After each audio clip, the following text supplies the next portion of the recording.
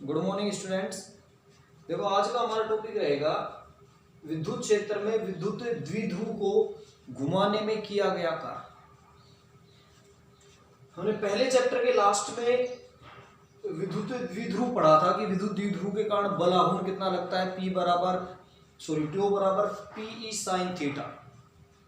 अब हमें उस विद्युत द्विध्रुव को किसी विद्युत क्षेत्र में रखने पर या फिर उसे रखे हुए विद्युत द्विध्रुव को घुमाने पर कितना कार्य करना पड़ेगा, वो कार्य निकालना। तो क्या करते हैं, हम एक समान विद्युत क्षेत्र ले लेते हैं। यह है एक समान विद्युत क्षेत्र E।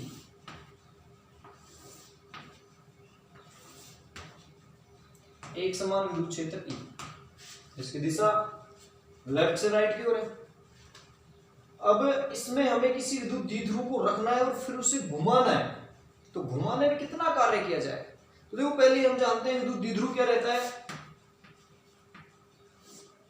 समान परिमाण और विपरीत प्रकृति के आवेश जब अति अल्प दूरी पर स्थित हो तो बनने वाले निकाय को हम कहते हैं विद्युत द्विध्रुव। तो इसमें एक माइनस क्यू आवेश है और एक प्लस क्यू आवेश है। दोनों के बीच की दूरी एंगस्ट्रॉम में होती है, बहुत कम रहती है। ये विद्युत द्विध्रुव का निर्माण करते हैं। और देखिए इस विद्युत द्विध्रुव को जब हम विद्युत क्षेत्र में रखेंगे तो प्लस क्यू आवेश पे क्यू बल लगेगा और माइनस क्यू आवेश पे माइनस क्यू बल लगेगा। यानी इन पे लगने वाला बल परिमाण में समान और दिशा में क्या रहता है, एक दूसरे के विपरीत, जिससे ये एक दूसरे कैंसिल आउट कर देता है, यानी ये स्थिर रहता है। यदि इसको विद्युत द्विध्रुव को यदि हम विद्युत क्षेत्र की दिशा के समांतर या विद्युत क्षेत्र की दिशा में रख दें तो इस पे लगने वाला बलाघूर्ण 0 आता है। लेकिन यदि इसे किसी थीटा कोण पे रखें तो उस स्थिति में इस पे क्या लगता है, बलाघूर्ण लगता है। इसका मतलब इसे समांतर स्थिति से घुमाने में यदि इस पे बलाघूर्ण लगेगा तो उस बल आघूर्ण के विरुद्ध हमें क्या करना पड़ेगा, कार्य। तो बलाघूर्ण कितना लगता है वो हम पहले निकाल चुके हैं, Q बराबर PE sin थीटा। ये मेरी फर्स्ट चैप्टर की लास्ट हेडिंग थी, बलाघूर्ण याद करना। तो Q बराबर P sin थीटा बलाघूर्ण लगता है। अब इस बलाघूर्ण के विरुद्ध यदि हम इसको किसी थीटा कोण से घुमाएं तो घुमाने में कितना कार्य किया जाएगा वो हमें निकालना। तो मान लेते हैं किसी समय जो विद्युत द्विध्रुव है, इसका ये A बिंदु है, ये B बिंदु है, यहां माइनस क्यू आवेश है, यहां पे प्लस क्यू आवेश है। ये यहां से थीटा कोण बना रहा है, यानी विद्युत क्षेत्र से कितना एंगल बना रहा है, थीटा एंगल। इनकी जो बीच की दूरी होती है वो 2a रहती है। इसके मध्य बिंदुओं से बीच की दूरी 2a, ये दूरी रहती है। बलाघूर्ण ज्ञात करने के लिए हम यहां से लंब डाल देते हैं और इस दूरी को हम ज्ञात कर चुके थे पहले। अब हमें तो केवल इसे थीटा कोण पे घुमाने में कार्य निकालना है, कितना कार्य करना पड़ेगा। देखो सबसे पहले हम लिख लेते हैं कि द्विध्रुव पर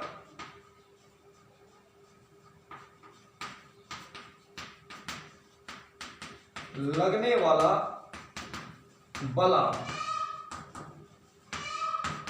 और ये होता है Q बराबर PE sin थीटा। ये पहले चैप्टर से ठीक।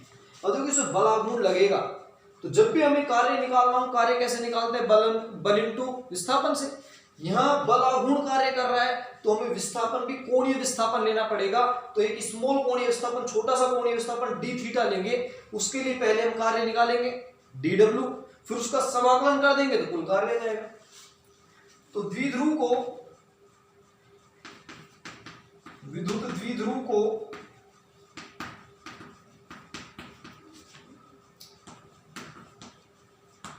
विद्युत क्षेत्र की दिशा से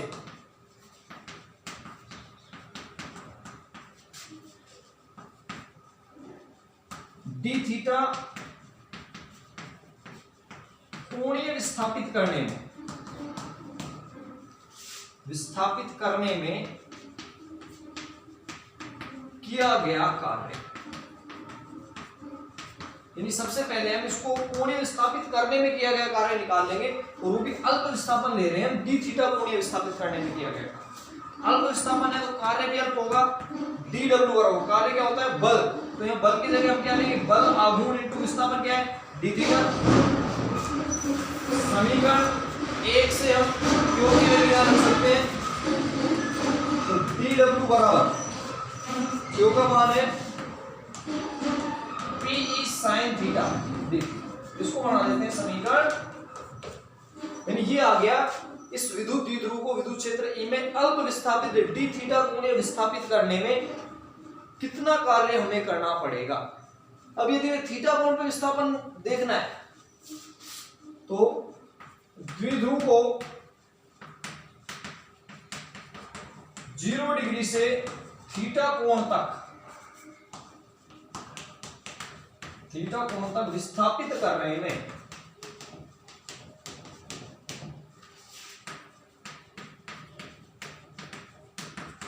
किया गया कुल कार्य,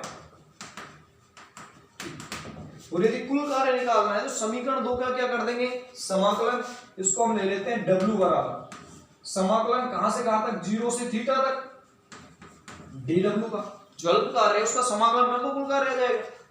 तो W बराबर 0 से theta Pe sin theta d theta.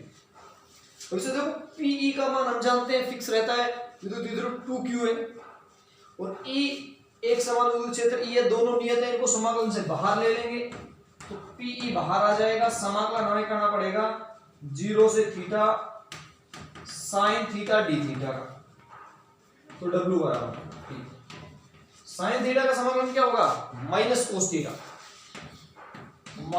Cos theta 0 से थीटा, W बराबर P, इस माइनस को बाहर ले लेते हैं, उसमें लिमिट रख देते हैं। देखो एक बार थीटा की जगह थीटा रखेंगे माइनस, एक बार थीटा की जगह 0 डिग्री रखेंगे, तो W बराबर minus Pe cos theta minus cos 0 का मान कितना होता है 1।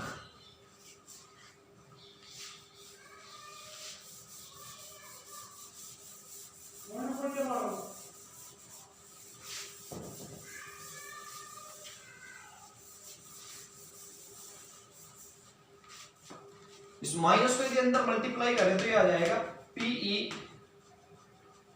देखो 1 minus cos theta, Pe 1 minus cos theta, क्योंकि W का ये माइनस को अंदर मल्टीप्लाई करें कोस माइनस का हो जाएगा, और माइनस का प्लस 1 को आगे लिख लेंगे, तो W बराबर Pe 1 माइनस कोस थीटा। ये आ जाता है विद्युत द्विध्रुव को विद्युत क्षेत्र में थीटा कोण से घुमाने पर, पहले 0 डिग्री पे था उसके साथ में, उसको किसी थीटा कोण से घुमाने पे कितना कार्य करना पड़ेगा, वो कार्य आ गया W बराबर Pe 1 माइनस कोस थीटा। तो यहाँ पे अलग अलग कंडीशन ले सकते हैं, जैसे पहले हमने यदि थीटा 1 से थीटा 2 तक घुमाया जाए, थीटा 1 से थीटा 2 तक घुमाया जाए, तो देखो क्या फॉर्मूला बनेगा, W बराबर P, यहां थीटा 1 हमने 0 डिग्री लिया था, यानी उसकी जगह हम लिख देंगे cos theta 1 minus cos theta, ये इसका जनरल फॉर्मूला आ जाता है। आपको जो भी एंगल दे दिया जाए, जैसे अभी हमने किया है ये थीटा बराबर 0 से थीटा तक, तो थीटा बराबर 0 प्रारंभिक एंगल 0 है, कोस 0 का मान 1 हो जाएगा, और थीटा दूसरा क्या है थीटा, तो ये जनरल एक इसकी कंडीशन आ गई।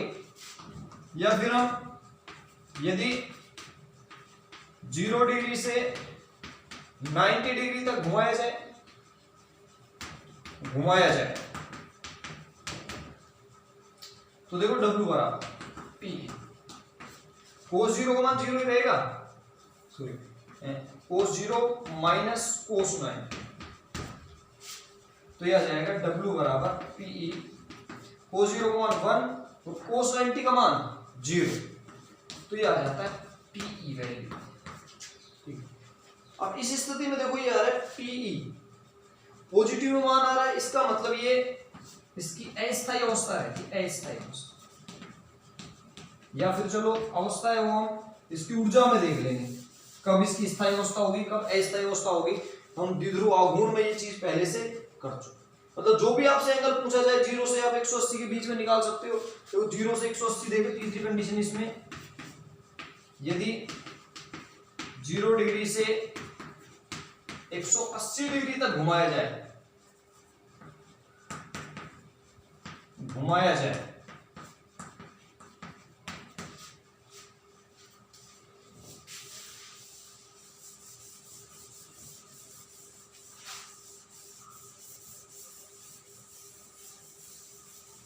तो ये आ जाएगा W बराबर PE कोस 0 degree minus cos 180 degree, W बराबर PE कोस 0 का मान 1 और कोस 180 का मान -1, तो W बराबर PE इंटू 2, तो ये आ जाता है W बराबर 2PE, यानी अधिकतम कार्य आ जाता है। यदि उसको यहां से लेके और यहां तक लेके आए तो कितना कार्य करना पड़ेगा, 2PE कार्य करना पड़ेगा। ये आ जाती है इसकी अलग अलग कंडीशन। तो ध्यान रखना है, जो बलागुण था उससे पहले हम अल्प विस्थापित करेंगे, फिर उसका समाकलन कर देंगे तो क्या आ जाएगा, कुल कार्य आ जाएगा। अब इस चैप्टर का, थर्ड चैप्टर का लास्ट टॉपिक देखते हैं हम। विद्युत क्षेत्र में विद्युत द्विध्रुव की स्थितिज ऊर्जा, यानी इसकी ऊर्जा कितनी होगी विद्युत द्विध्रुव की, ये हमें निकालनी है।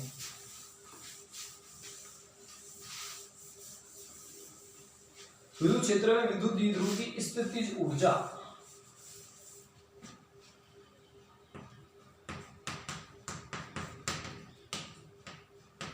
स्थितिज ऊर्जा, इसकी पोटेंशियल एनर्जी कितनी होगी ये हमें निकालना। तो देखो स्थितिज ऊर्जा की जब भी बात आएगी तो हम पहले भी इस स्थितिज ऊर्जा निकाल चुके हैं कि जब भी किसी आवेश के कारण हमें स्थितिज ऊर्जा निकालनी होती है तो उस आवेश को अनंत से विद्युत क्षेत्र के अंदर लेके आते हैं।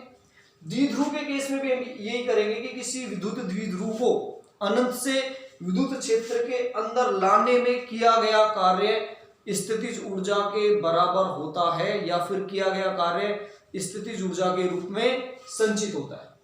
तो हमें विद्युत द्विध्रुव की स्थितिज ऊर्जा निकालनी है, तो यहां भी सबसे पहले एक समान विद्युत क्षेत्र E ले लेते हैं।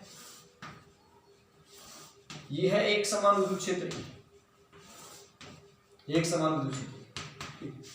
और देखो अनंत से किसी द्विध्रुव को लेके आएंगे हम इस विद्युत क्षेत्र के समांतर, उसकी दोनों कंडीशंस हो सकती है, तो ऐसे उसे किसी थीटा कोण पे भी हम ला सकते हैं, लेकिन सबसे पहले हम उसको समांतर लेके आएंगे, उसके लिए कार्य निकालेंगे और फिर उसको घुमाने में किया गया कार्य अभी हमने निकाल लिया है 1 minus cos PE 1 minus cos theta. 0 degree पे लेके आएंगे, उसको थीटा कोण पे घुमाएंगे, दोनों कार्य को जोड़ देंगे और किया गया वो कुल कार्य है वही इसकी स्थितिज ऊर्जा के बराबर हो। तो सबसे पहले हम विद्युत क्षेत्र के समांतर किसी विद्युत द्विध्रुव को लेके आते हैं। ये -q, ये +q, इसकी बीच की दूरी हम हमेशा 2a लेते हैं, बहुत अल्प रहती है, मध्य बिंदु O।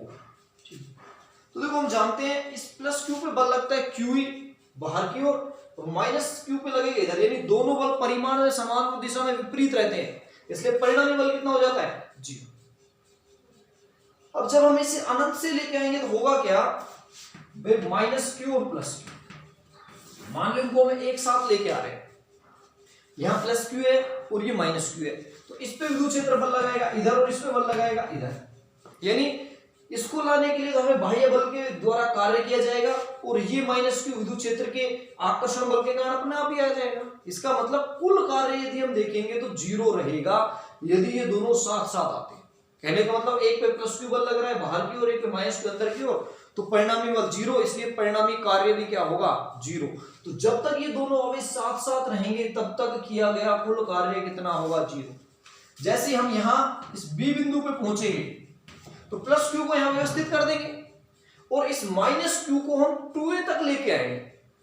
यदि हम द्विध्रुव का निर्माण करना है तो +q को यहां छोड़ना पड़ेगा और -q को कहां तक लेके आएंगे 2a तक। इसका मतलब -q आवेश 2a दूरी अधिक चलता है, इसमें बल कितना लगता है -q, दूरी कितनी है इसकी 2a, तो हम यहां से बल इंटू विस्थापन से क्या निकाल सकते हैं। तो सबसे पहला हमारा काम यही होगा कि जब इनको हम अनंत से विद्युत क्षेत्र के समांतर लेके आएंगे तो जब तक +q आवेश या B बिंदु तक नहीं पहुंचे तब तक दोनों आवेश समान एक साथ आ रहे हैं, मतलब किया गया कुल कार्य कितना आएगा 0।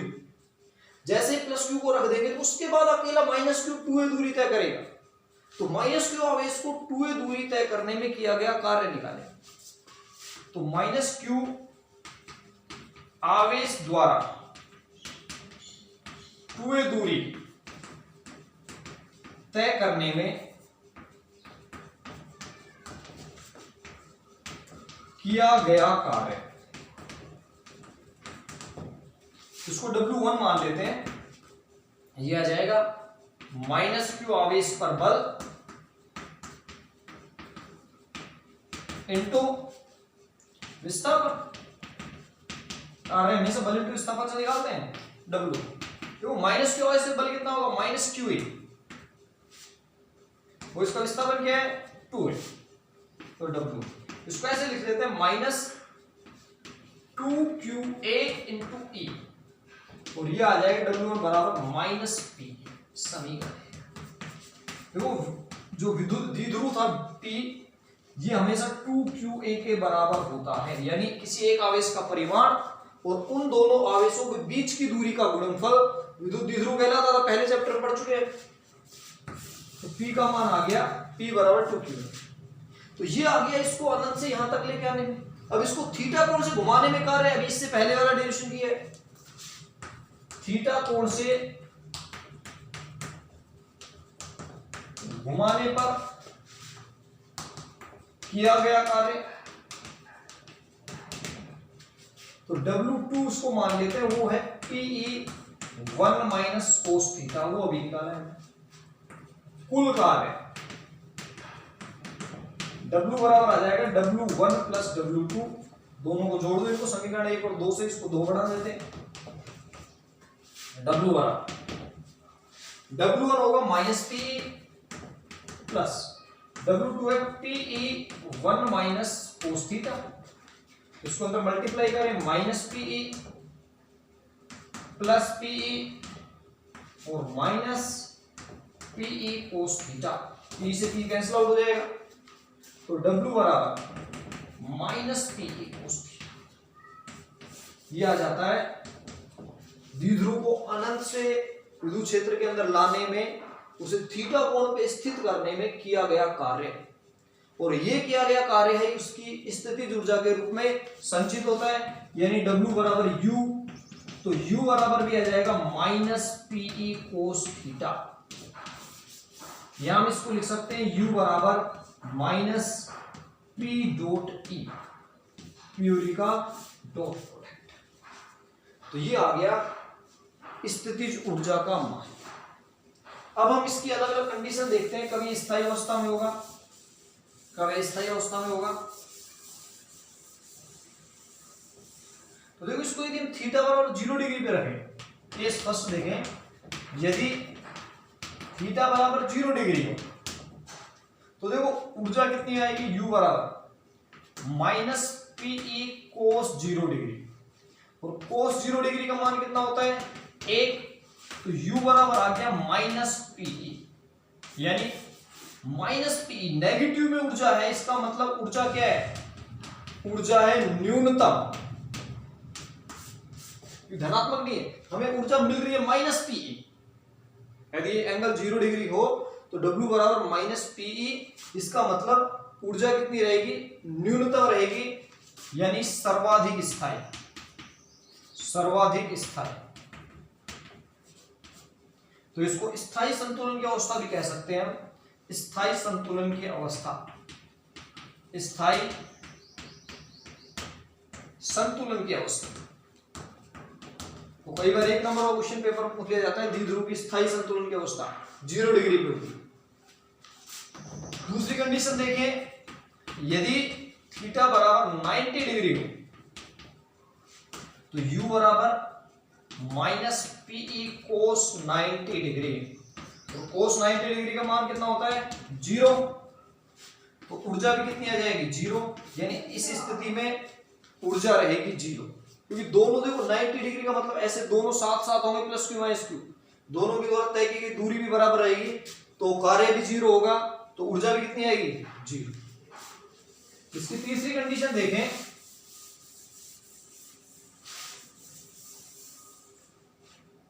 थीटा बराबर